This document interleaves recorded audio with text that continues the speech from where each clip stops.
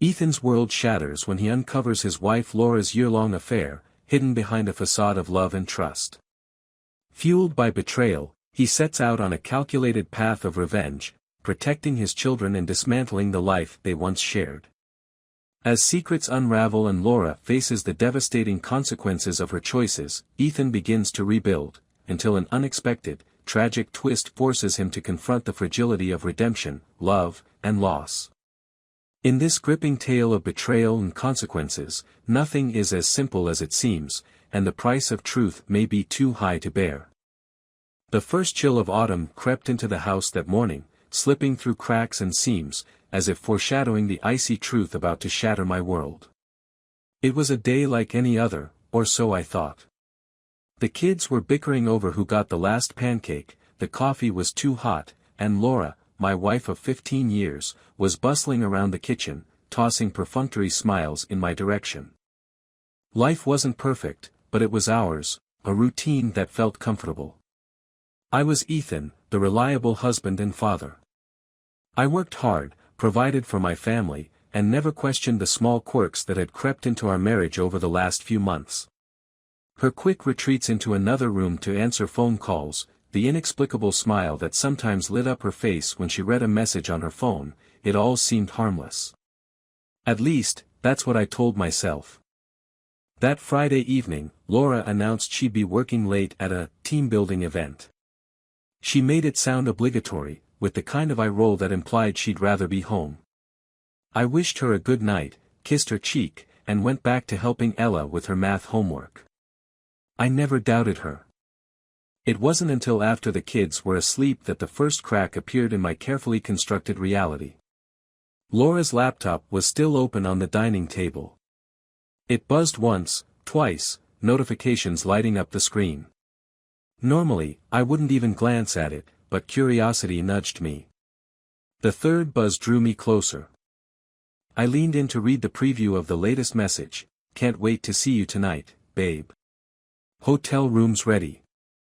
The words didn't register at first. I read them again, slower this time. The room seemed to tilt slightly, my grip on the table tightening. Who was babe? And why was someone talking about hotel rooms? My chest tightened, a cold knot forming at the pit of my stomach. I sat down and stared at the screen, heart pounding. The logical part of my brain urged me to dismiss it. Maybe it was a misunderstanding, a misdirected message. But then I clicked. There it was. An entire thread of messages spanning weeks. Conversations peppered with suggestive emojis and promises of stolen moments. The sender, Colin, was a name I didn't recognize. A stranger who seemed to know my wife intimately. I scrolled, unable to stop. The texts grew more explicit, painting a picture I didn't want to see. Mentions of weekends away, secret meetups, and even the date for tonight's rendezvous at a downtown hotel. I felt sick. It wasn't just the messages. It was the ease with which she had hidden this from me, the gall to smile at me this morning as though nothing was amiss. I closed the laptop, my hands trembling. My first instinct was to confront her the moment she walked through the door. But something stopped me. Anger, yes, but also something colder, more calculating. I needed proof, something undeniable. And I needed time to think. The next morning, after Laura left for what she claimed was a working weekend, I made a call. A private investigator. I didn't even know how to go about finding one, so I Googled it, fingers clumsy on the keyboard. By noon, I was sitting across from a man named Greg in a nondescript office with gray walls and a single window. "Affairs aren't uncommon," he said, his voice neutral. "But they always sting. How long do you suspect it's been going on?" "I don't know," I admitted, feeling the words catch in my throat. "But I found messages. Enough to know she's meeting someone this weekend." Greg nodded, taking notes. "Do you have any other details?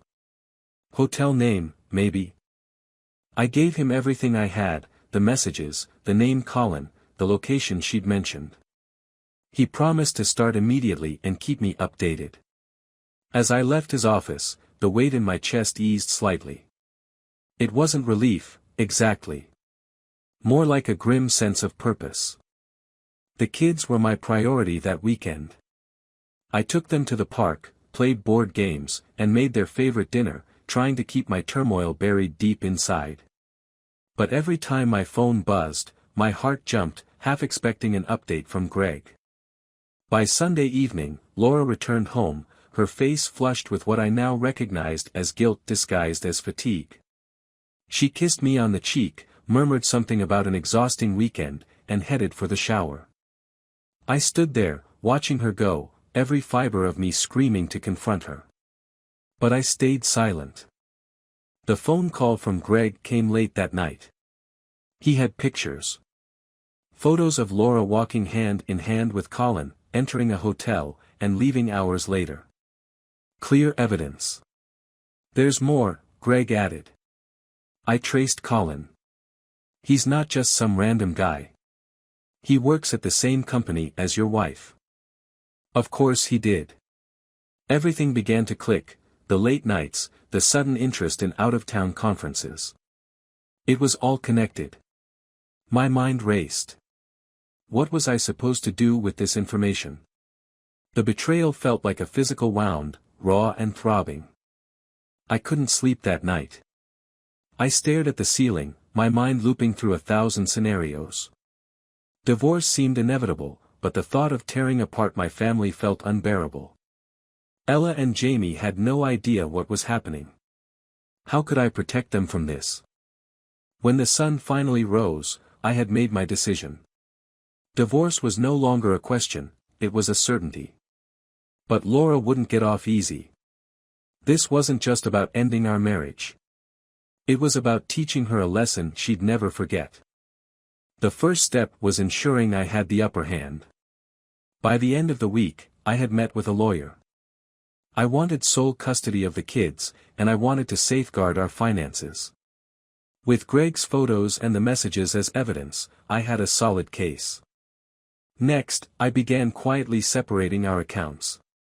Every paycheck from my job was rerouted to a new account in my name alone. I left enough in the joint account to avoid suspicion, but the rest was now untouchable. Each move felt like reclaiming control, piece by piece. By the time Laura's next weekend work trip rolled around, I was ready to set the stage for her reckoning. The weeks that followed felt like I was living a double life. By day, I was the same Ethan, steady, dependable, and perhaps a bit dull. At least, that's what Laura probably thought. But by night, I was a man with a plan, orchestrating the end of a marriage I once believed would last forever. Laura seemed oblivious to the undercurrent of tension in the house. She continued her charade with the precision of a seasoned actor. She'd kiss me goodbye in the mornings, chat about work over dinner, and even laugh at my jokes during family game nights. It was almost impressive how she managed to compartmentalize her life. Almost. I, on the other hand, was growing increasingly adept at maintaining my own facade. With every passing day, I became more methodical, more detached. There was a kind of grim satisfaction in watching her carry on, unaware that her carefully constructed world was about to implode. That Friday, Laura left again for another supposed work trip. This time, I didn't bother pretending to believe her. I kissed her goodbye at the door, forcing a smile as she pulled her overnight bag behind her. As soon as her car disappeared down the street, I set my plan into motion. Greg had provided me with all the evidence I needed to confront her, photos, timestamps, even a record of her and Colin's hotel bookings. It was a dossier of betrayal, meticulously compiled and damning in its thoroughness. I spread it out on the kitchen table that evening, staring at the images until they blurred together. I thought about what I would say, how I would deliver the blow that would change everything. The first step was securing the house. Laura's name was on the deed, but I'd made most of the payments over the years. I met with my lawyer again, this time to ensure that she couldn't simply walk away with half of everything. I didn't want to leave my children's future up to chance. The lawyer, a sharp-eyed woman named Rachel, was pragmatic. You've got a strong case, she assured me. The infidelity alone is enough to sway the court, but the financial preparations you've made will make it even easier. Good, I replied, my voice cold. I want her to feel the weight of this. Rachel raised an eyebrow. Just remember, Ethan, revenge can be satisfying, but don't let it cloud your judgment. Your kids come first. Her words lingered with me as I left her office. I wasn't doing this purely out of spite, was I? No. This was about protecting myself and my children, about exposing Laura for who she truly was. Still, there was a flicker of doubt, quickly snuffed out by the memory of those messages, those photos. The next part of my plan involved a quiet conversation with Ella and Jamie. I didn't want to drag them into the mess their mother had created, but I also needed to prepare them for the possibility of change. One evening, as we sat on the living room floor building a puzzle, I broached the subject. Hey, guys, I said, keeping my tone light. How would you feel about spending more time with just me? Ella, ever perceptive, looked up sharply. Why? Is something wrong with Mom? No, sweetheart, I lied. But sometimes grown-ups have to make changes. It's nothing to worry about. I just want to make sure you're both okay. Jamie, still focused on the puzzle, shrugged. As long as you keep making pancakes on Saturdays, I'm good. Ella wasn't so easily placated. She stared at me for a long moment before nodding slowly. Okay, she said. But you'll tell us if something's wrong, right? Of course, I promised, even as I felt the weight of my deception. By the time Laura returned on Sunday evening, I was ready. Or so I thought. As she walked through the door, her face lit up with a practiced smile. Hi, everyone. How was your weekend? The kids rushed to greet her, their excitement masking the tension that had been building inside me. I waited until they were in bed before making my move. Laura, I said, my voice calm but firm. We need to talk. She paused, her hand halfway to the wine bottle on the counter. What's wrong? I gestured to the dining table, where the dossier lay in plain view. Sit. Her eyes flicked to the papers, confusion giving way to something darker. Slowly, she sat down, her fingers twitching nervously. What's this? Proof, I said, taking a seat across from her. Proof of what you've been doing behind my back. She paled, her facade cracking. Ethan, I don't know what you're. Don't, I interrupted, my voice like steel. Don't insult me by pretending. I know everything, Laura. About Colin. About the trips. About the lies. For a moment, she said nothing. Then, to my astonishment, she laughed, a brittle, hollow sound. So, what? You hired a private investigator. Snooped through my things. I did what I had to do, I shot back. And now, we're done. The words hung in the air like a thunderclap. She stared at me, her expression shifting from disbelief to anger. You can't just decide that, she said, her voice rising. We have a family, Ethan. You can't just throw that away. I'm not the one who threw it away, I said coldly. You did, the moment you decided to cheat. She opened her mouth to argue but stopped herself. For the first time, she looked defeated.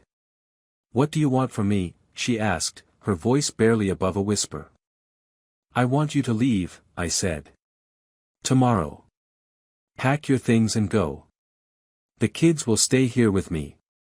Her eyes filled with tears, but I felt no sympathy. Ethan, please.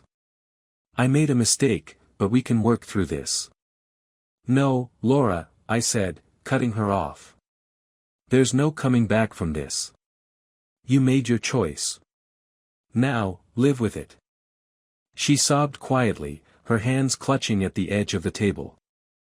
I stood, the conversation over in my mind. You can stay in the guest room tonight, I said. But I want you out by morning. As I walked away, her cries echoed behind me, a mournful soundtrack to the end of a marriage. I didn't look back. I couldn't. Laura was gone by morning, just as I had demanded. She left without much of a fight, packing her things quietly while the kids were still asleep. I didn't watch her leave, I couldn't. When I heard the door close behind her, the house felt emptier than I expected, the silence almost suffocating. But the weight of her betrayal had lifted, and I could finally breathe. For the first time in weeks, I felt a small glimmer of peace. That peace didn't last long. The fallout from Laura's departure hit Ella and Jamie hard. I hadn't anticipated how much they would miss her, even knowing the truth. Ella, being older and more perceptive, pressed me relentlessly for answers. "Dad," she said one evening as I tucked her in. "Why did Mom leave? What happened?" I paused, caught between the need to protect her and the desire to be honest. "Your mom and I had some problems we couldn't fix," I said finally. "It's not your fault, and it's not about you or Jamie. Sometimes adults just grow apart." She frowned, clearly dissatisfied with my vague answer. "Will she come back?" "I don't think so," I said gently. "But she'll still be in your life. You'll see her." That seemed to placate her for the moment, but I could see the confusion and hurt lingering in her eyes. Jamie, on the other hand, was too young to grasp the full scope of what had happened. He just wanted pancakes and his parents back together. Laura didn't go far. She rented a small apartment across town and immediately tried to re-establish contact with the kids. I allowed it, but under strict conditions. She could see them on weekends, supervised visits only at first. I wanted to protect them from the mess she had created. Her attempts to reach me, however, were another matter. The text started almost immediately. "Ethan, please. Can we talk? For the kids' sake. I made a mistake, but I love you. I love us. Please let me fix this. You don't have to forgive me, but we can work this out." I ignored them all. Each message felt like a slap in the face, a reminder of her betrayal. I wasn't interested in reconciliation. My focus was on moving forward, building a life for myself and the kids without her. Meanwhile, the divorce proceedings were underway. Rachel, my lawyer, was thorough and relentless. She helped me secure temporary full custody of Ella and Jamie, emphasizing Laura's infidelity and the instability it had brought to our family. Laura's lawyer tried to push back, arguing that her actions didn't affect her ability to parent, but the court sided with me. The financial side was messier. Despite my precautions, Laura's name was still on several accounts, and she fought for her share of the assets. She claimed she needed the money to start over, but I wasn't feeling generous. I offered her a modest settlement, just enough to cover her immediate needs. Anything more felt like rewarding her betrayal. She accepted begrudgingly, and the papers were signed a month later. With the divorce finalized, I thought I would feel relief, closure.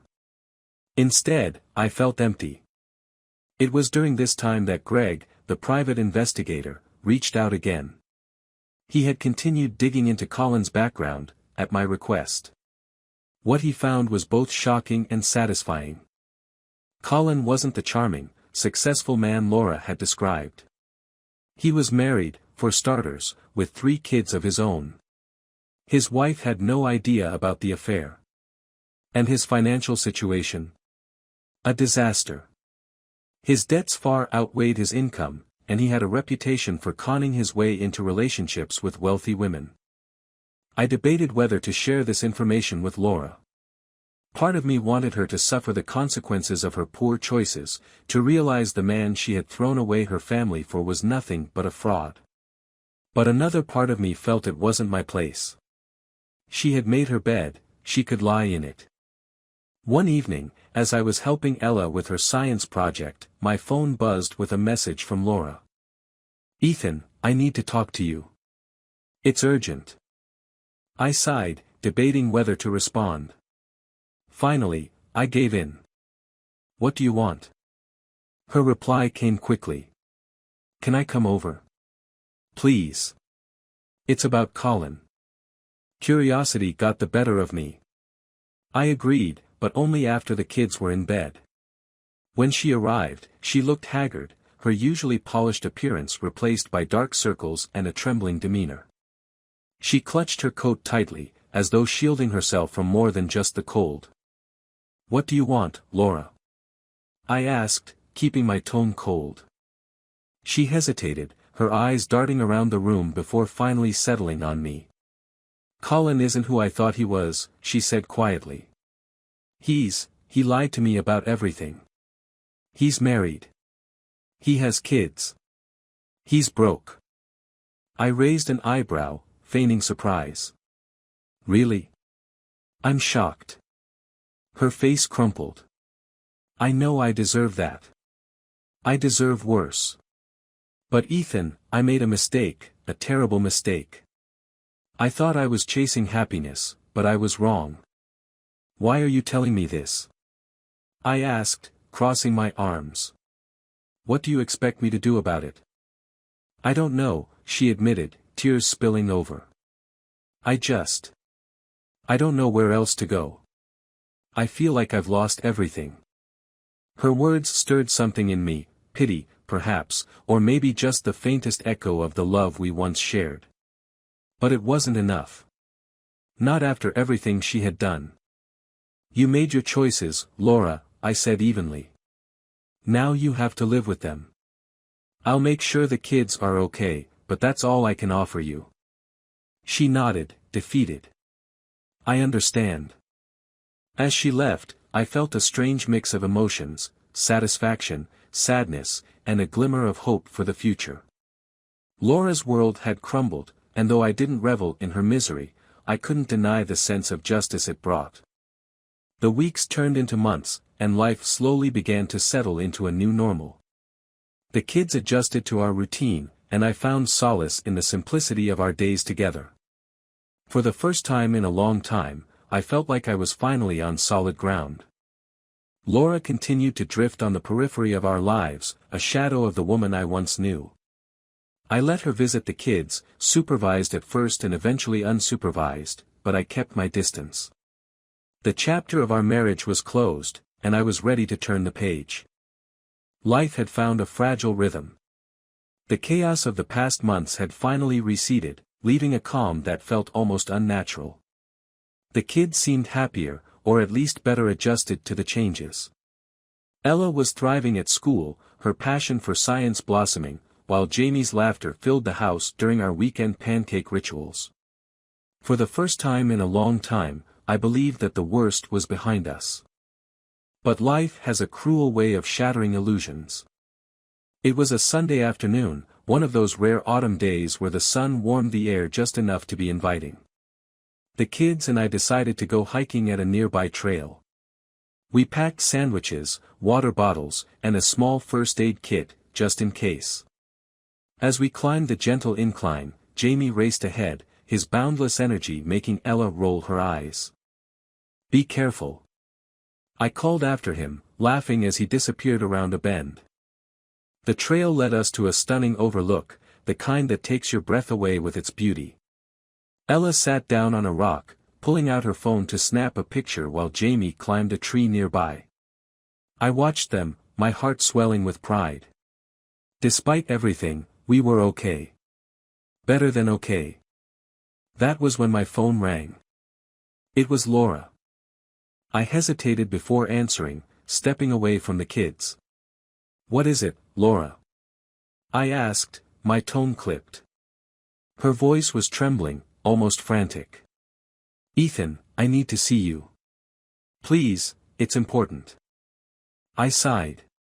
Laura, I'm with the kids right now. Can this wait? No, she cried, her voice breaking. Please, Ethan. She paused, sobbing. I don't know what else to do. Something in her tone sent a chill down my spine. Where are you? I asked, my voice softening. I'm at the old bridge near the park, she said, barely audible. Please, Ethan. I just need you to come. The old bridge. A crumbling relic over a shallow, rocky creek, hidden in a dense patch of woods. The kids loved exploring there, but I hadn't been in years.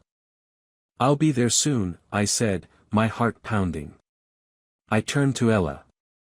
Stay here with Jamie. I'll be back in a bit, okay? Dad, what's going on? She asked, frowning. Just something I need to take care of. Stay where I can see you. She nodded reluctantly, and I hurried back down the trail, my mind racing. What was Laura doing at the bridge? Why did she sound so broken?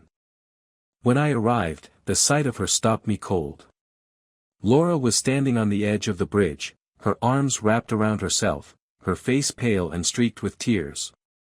Her hair whipped around her face in the wind, and for a moment, she looked like the woman I'd fallen in love with all those years ago. Laura!